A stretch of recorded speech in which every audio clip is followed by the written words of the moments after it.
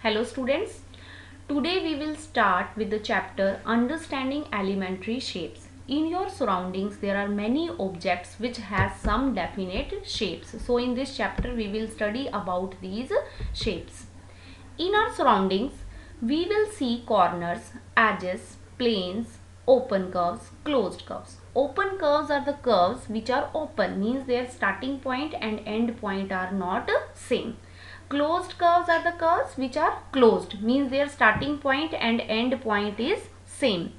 We organize them into line segments, angles, triangles, polygons and circles. Shapes around us are formed using curves or lines. We will develop tools to compare their sizes. Line segment. What is a line segment? A line segment is a part of a line which has a fixed measurement. Here are two line segments. One line segment is AB and other line segment is CD, and they have a fixed measurement. Measuring a line segment. A line segment is a fixed portion of a line. This makes it possible to measure a line segment. Measure of each line segment is a unique number called its length. Means because line segment has a fixed measurement, so we can measure them, and this measurement is called length of the line segment. We use this idea to compare line segments. To compare any two line segments, we find a relation between their lengths. Means we can measure the two line segments. By measuring their lengths, we can tell which line segment is greater or which is smaller. First method is comparison by observation. By just looking at them, can you tell which is longer? In this diagram, two line segments are there. One is A and other is B. By just observing, we can say B is longer, A is smaller. But it is not always possible by usual judgment. For example, look at the adjoining figure.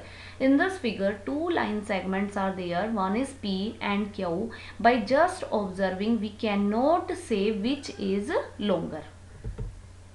The difference in lengths between these two may not be obvious. This makes other ways of comparing necessary. In this adjacent figure, AB and PQ have same length. This is not quite obvious, means we cannot say that AB and PQ are equal, or AB is greater in length or PQ is greater in length. So we need a better method of comparing line segment. Another method is comparison by tracing. Here two line segments are there. One is AB, other is CD, and we want to compare them. To compare AB and CD, we use tracing paper. Trace CD and place the traced segment on AB. We will trace the CD on a tracing paper, and we will then, after tracing, we will put the traced part on AB. Can you decide now which one among AB and CD is longer? Yes, now we can decide. The method depends upon the accuracy in tracing the line segment. There should be a accuracy in tracing, otherwise our observation will be wrong. Moreover, if you want to compare with another length, you have to trace another line segment. Means suppose we have one more line segment PQ, and we want to compare AB and PQ. Again we have to trace PQ on the tracing paper. This is difficult, and you cannot trace the lengths every time you want to compare them. Comparison using ruler and divider. This is another method of comparing the line segment.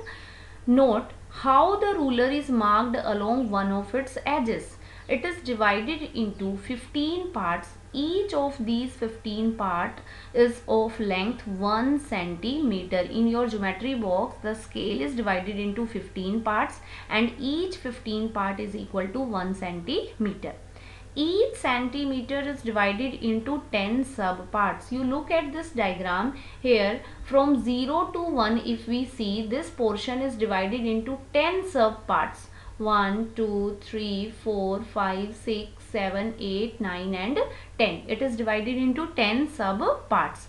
Each subpart of division of a centimeter is 1 millimeter. Each subpart is equal to 1 millimeter. The first subpart is 1 millimeter. The other first two subparts are equal to 2 millimeter, and so on. So from 0 to 1 we see it is divided into 10 subparts, and from 0 to 1 it is equal to 1 centimeter. So can we say 1 centimeter is equal to 10 millimeter? Yes, we can say 1 centimeter is equal to 10 millimeter.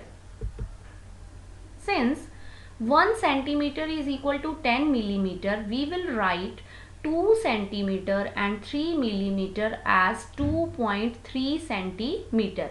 1 millimeter is equal to 0.1 centimeter. So 3 millimeter will be equal to 0.3 centimeter. So 2 centimeter and 3 millimeter can be written as 2.3 centimeter, and 7 centimeter and 7 millimeter as 7.7 centimeter. Place the 0 mark of the ruler at A. Look at the diagram. We want to measure the length of this line segment AB. How we will measure? Place the 0 mark of the ruler at A. Read the mark against B. This gives the length of AB. Suppose the length is 4.1 centimeter. We may write length AB equal to 4.1 centimeter, or more simply as AB equal to 4.1 centimeter. We want to measure the length of this line segment AB. What we will do? We will put the 0 mark of the scale at A, and we will see the reading at the other mark B. It is 4 centimeter and 1 subpart. So the length is 4.1 centimeter. See the figure given. When you are marking the length of the line segment, the eye should be directly above the mark of the ruler. In the given figure, the position of the eye in the middle shows the correct way of taking the reading.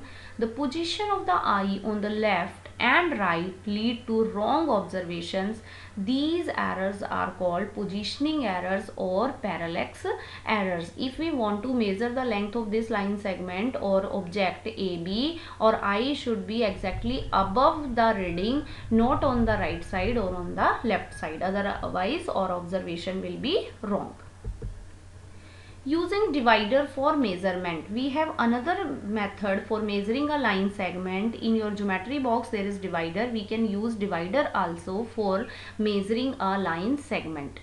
Place the two ends of the arm of the divider at the two end points of the line segment to be measured. How we will use the divider? Suppose if we want to measure the length of this line segment AB as shown in the diagram, we will put one end of the divider at A and other end at B. Then, without disturbing the divider, place it on the ruler with one of its arm at 0 mark of the ruler. Look at this diagram. Then we will put our divider on the scale, one end at 0, and now measure the two arms of the divider is the measurement of the length of the line segment. Now we will see the other end and we will find out our result, that is length of the line segment. One example is there. Verify whether D is the midpoint of AG. A is at 1, G is at 7. So length of AG is 6 units.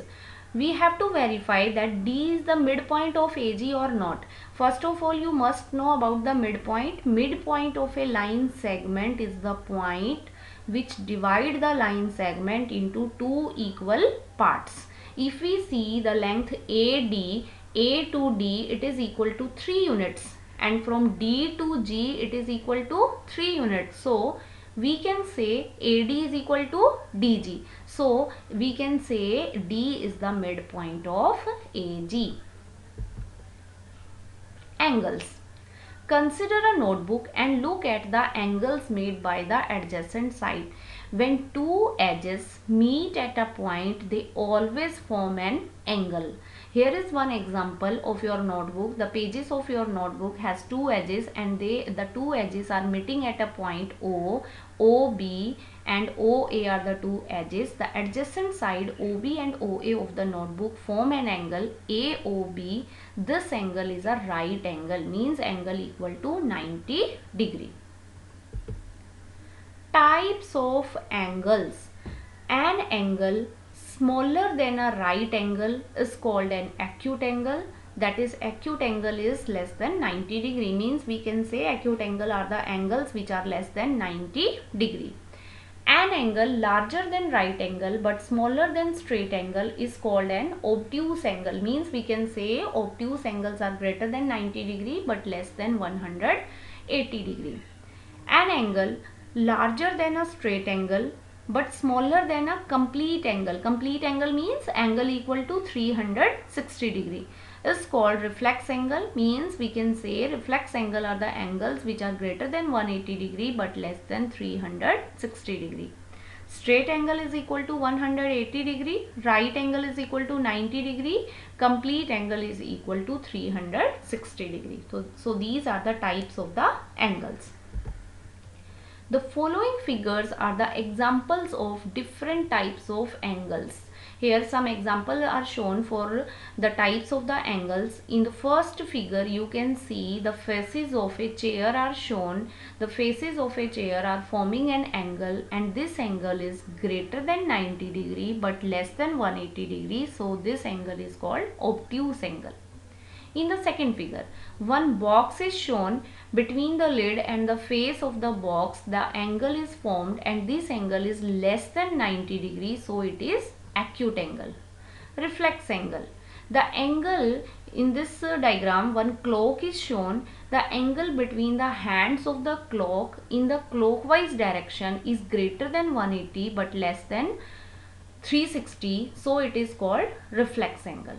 Straight angle, one seesaw is shown and both the edges of the seesaw are in a straight line, so they are forming a straight angle. Right angle, next figure. In this next figure, the one pole is shown. The pole is standing at the rod. The angle formed between the rod and the pole is 90 degrees, so it is the example of right angle. Complete angle. Here one wheel is shown. It is completing one revolution, and in one revolution it is forming an angle of 360 degree called complete angle. So these are the examples of the types of the angles. Revolutions on clock faces. When the hands of a clock moves from one position to another, it turns through an angle. The hands of a clock also form angles between them. Three examples are shown. In the first example, the one hand is at 9 and other hand is at 12. So from 9 to 12, from 9 to 12, the 1/4 of a revolution or one right angle. Actually, if one hand of a clock start from 9 and it end at 9, then it complete one revolution. For completing one revolution, it is covering 12 units. But now it is starting from 9 and ending at 12. It is completing 3 units, so it is 1/4 of a revolution. And in 1/4 of a revolution, the angle formed is one right angle. In the second figure, the hand of the clock is starting at 1 and it is moving up to 10. It is moving up to 10. Then it is covering 3 units from 1 to 4. Then from 4 to 7 again 3 units, and from 7 to 10 again 3 units, means 3/4 of a revolution. Or in 3/4 of a revolution, the angles are 3 right angles. In the third figure, from 12 to 6, means the hand of the clock was started at 12 and then it reached at 6. It is completing half of a revolution or 2 right angles. Where will hand of a clock stop if it? Some problems are there. The first is start at 12 and makes half of the revolution clockwise. If it is starting at 12 and making half revolution, so it will reach at 6. start at 2 and makes half revolution clockwise. Half revolution means 6 units. So if it is starting at 2, it will reach at 8. Starts at 5 and makes 1/4 of the revolution clockwise. Start at 5 and 1/4 of a revolution means 3 units, so it will reach at 8. Start at 5 and make 3/4 of a revolution clockwise. 3/4 of a revolution means 9 units, so it was started at 5, so it will reach at 2. Next is perpendicular lines. When two lines intersect and angle between them is a right angle, then the lines are said to be perpendicular. If a line AB is perpendicular to CD, we write AB is perpendicular to CD. We use this symbol for the perpendicular. In the following figure, MN bisects AB, that is, divide AB into two equal parts, and is also perpendicular to AB. Perpendicular means angle between the two line segments should be 90 degree. And bisect means it is dividing the line segment AB into two equal parts, means we can say AM is equal to MB. So MN is perpendicular to AB. Also it is dividing AB into two equal parts, so we can say MN is the perpendicular bisector of the AB. One example, study the diagram. The line L is perpendicular to line M. Look at this diagram. In this diagram, two lines are there. One line is L, other line is M. They are perpendicular to each other. The first question is CE equal to EG? CE, to check whether CE is equal to EG, we will check their lengths. CE, the length of CE is 2 units. It is clear from the diagram. And the length of EG is also 2 units. So yes, CE is equal to EG. Second, does PE bisect CG? PE bisect CG. Again, bisect means it will divide CG into two equal parts. So if we see from C to E, there are 2 units. From E to G, again there are 2 units. So CE is equal to EG. So yes, we can say PE bisect CG. C, are these true? First is AC greater than FG. AC, the length of AC is 2 units. It is clear from the diagram. FG, the length of FG is 1 unit. So yes, AC is greater than FG. CD equal to GH. CD, the length of CD is 1 unit. The length of GH is 1 unit. So yes, CD is equal to GH. Third is BC less than EH. BC, this BC is equal to 1 unit. EH is equal to 3 units. It is clear from the diagram. So yes, we can say BC is less than EH. Next is types of triangles. Triangles, all of you know, triangle is a polygon which has 3 sides. Now there are types of triangle. In this table, the classification of triangles is shown. First classification is on the basis of side, and the other classification is on the basis of angle.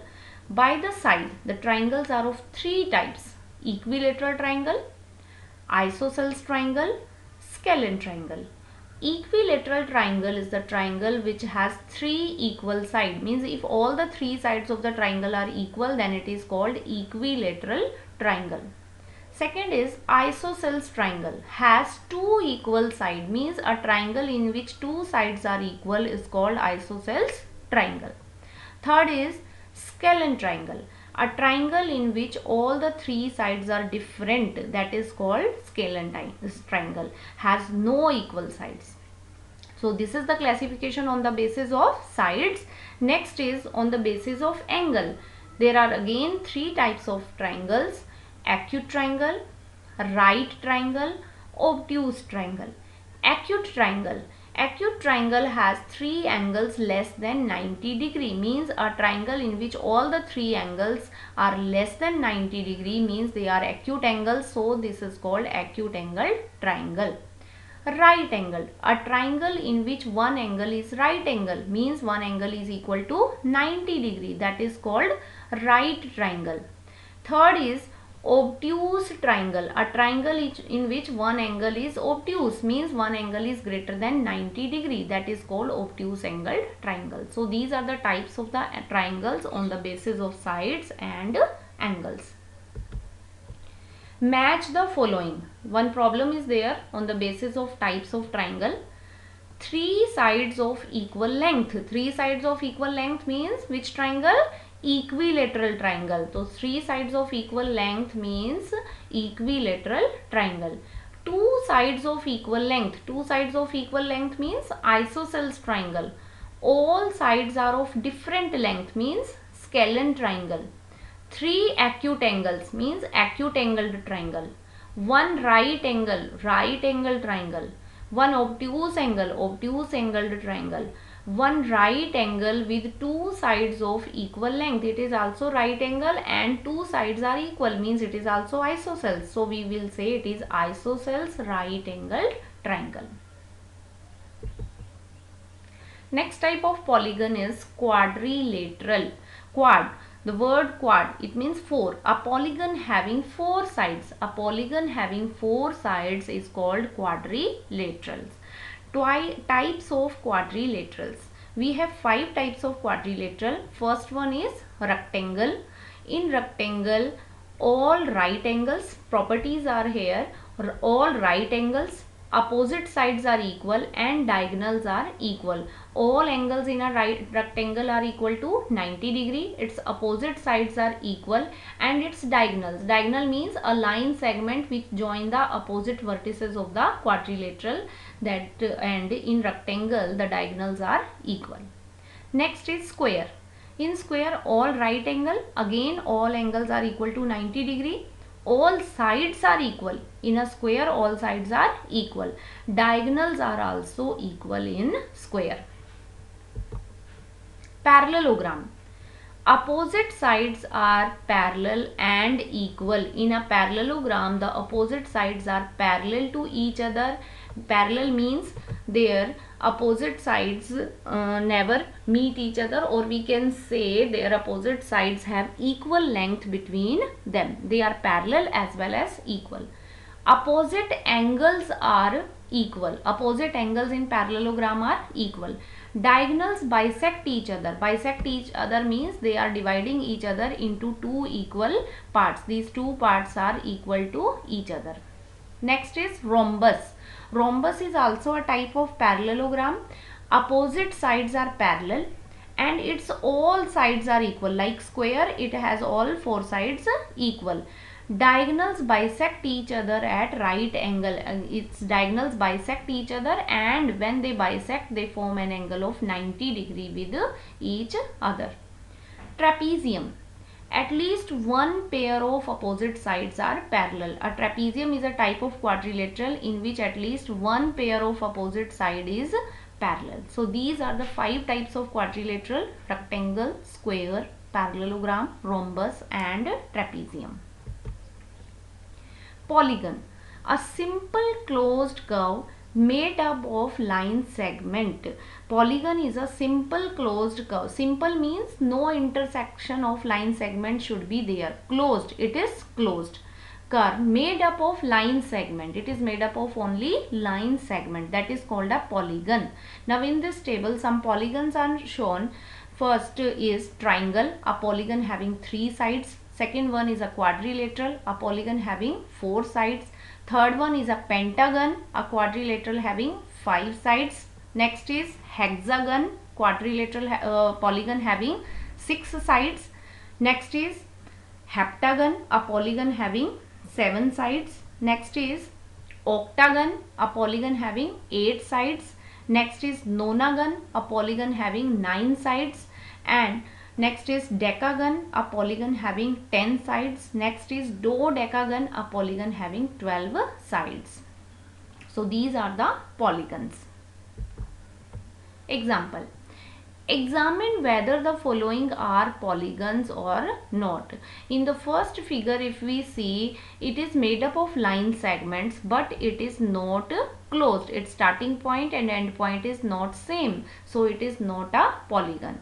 In second one, it is made up of line segment, also it is closed, so we can say yes, it is a polygon. Next, third is, it is a circle, it is not made up of line segment, so it is not a polygon. Next, fourth is, also it is not completely made up of line segment, so it is not a polygon. Now after two-dimensional figures, you come up to three-dimensional shapes in our day-to-day life. In our day-to-day life, there are many three-dimensional shapes which we come across. In this table, I have shown some three-dimensional shapes. Can you sort these real-life objects according to their shapes? In first figure, one ball is shown. All of you play with ball, and this is three-dimensional shape. Can you tell its name? Yes, it is a sphere, and one more sphere is there at this woolen ball. This is also a sphere. One apple is shown. This is also we can say it is spherical in shape. The second one is, this is joker's cap or birthday cap. It is in the shape of a, this shape is called cone. One ice cream cone is also shown here. This is also cone. Next is, this is a Ludo die. You play Ludo. This is a Ludo die. This shape is called cube. This is called cube because all its edges are equal in length. So it is called cube. If all the edges are not same, then that shape is called cuboid. For example, you look at this matrices, or you look at this puzzle game. I think this is a cube. In it also all the edges are equal, so it is also the example of a cube. This is a cuboid. This is a biscuit packet. This is also a cuboid. This is also a cuboid. A geometry box. This is also a cuboid. Then next is cylinder. This, look at this container. This type of shape is called cylinder. Then look at this shape. In social science, you study about the pyramids. This is the Egyptian pyramid. This type of shape is called pyramid. One more pyramid is there. Face. Surface of a solid is called a face. Now you should know about the faces, edges and vertices. What is face, what is edge, what is a vertex. So I have taken one example of a cube. One cube is shown here. This surface of a solid, this is called the face. So how many faces a cube has? A cube has total 6 faces. We can count, it has 6 faces. Then edge. Two faces meet at a line segment called an edge. If two faces meet at a line segment, that is called an edge. So how many edges are there in a cube? We can count the edges. The 4 edges are at the top, 4 edges are at the bottom, and 4 edges at the side faces. So that means a cube has 12 edges. Vertices. Edge meet at a point called a vertex, means the point where the edges meet, that is called the vertex. So this is the vertex of the cube. How many vertices a cube has? Actually, vertex, the plural of vertex is the vertices. So it has 8 vertices, 4 at the top and 4 at the bottom. So total it has 8 vertices. Same number of faces, edges and vertices a cuboid has. 3D shapes. What are 3D shapes? So three-dimensional shapes are the shapes which has 3 dimensions. They have length, breadth and height. These are called 3D shapes. In the previous table you have shown already the shapes. So again we have the shapes. First one is cube. This is a cylinder. This is a cone, sphere, pyramid and the cuboid. The difference between the cube and cuboid is, a cube, the length, breadth and height are same, but in cuboid length, breadth and height are different. One worksheet is there. 3D shapes are shown and you have to count the faces, edges and vertices of these 3D shapes. So face, first of all there is cone. In cone, how many faces are there? In cone, 2 faces are there. 2 faces are there. Suppose it is a solid cone, then it has 2 faces. Edges. Edges, it has only one edge. It has only one edge. Vertex, vertex, it has only one vertex. Next is cylinder. The faces, how many faces of a cylinder has? A cylinder has three faces. One is curved face and these are the two flat faces. So it has three faces. Edges, edge, a cylinder has two edges. A cylinder has two edges. Vertices, no vertex is there in cylinder. Cube, a cube has six faces. Earlier we have studied six faces, edges are 12 and vertices are 8. Pyramid, look at this pyramid. This is a square pyramid. Why do we call it a square pyramid? Because the base of this pyramid is in the shape of a square and the side faces of a pyramid are always triangular. So how many faces it has? 4 triangles and 1 square, that means 5 faces. Edges, how many edges this pyramid has? It has 4 plus 4, that is 8 edges. Vertices, vertex, how many vertices are there? There are 5 vertices, 1 at the top and 4 at the bottom. Next is rectangular prism. A cuboid can also be called as rectangular prism. A prism has side faces are in the shape of rectangle, so it is rectangular prism. Faces are 6, edges are 12, vertices are 8, same as that of a cube. Next is sphere. The faces, a sphere has only one face. Edges, a sphere has no edge. Vertices, a sphere has no vertex. So these are the 3D shapes. Now in this chapter, students, you have studied about the shapes, line segments, angles, then polygons, now and then 3D shapes. Thank you. Have a nice day.